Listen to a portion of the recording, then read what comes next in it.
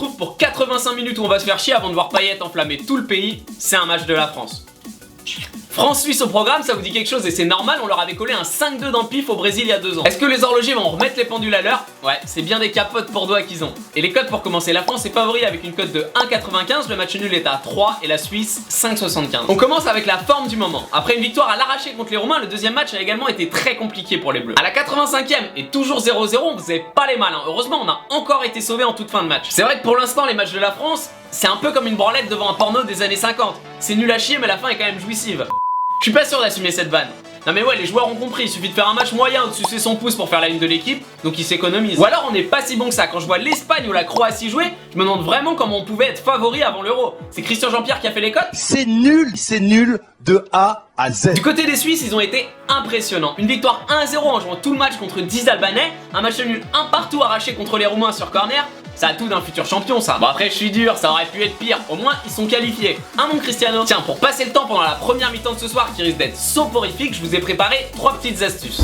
Zappez sur Canal et voir les 45 premières minutes de 50 Shades of Grey. Seul problème, madame risque de pas être contente quand tu reviendras sur la lune en plein milieu de la scène du fouet. Prendre un joueur et boire un shot à chaque fois qu'il perd la balle. Les alcooliques choisiront Giroud. Ressortir la planche de Twister et te caler quelques torticolis. Et avec un peu de chance, tu pourras même gratter un arrêt de travail pour mater les matchs pépouze. Allez, on passe au bon prono.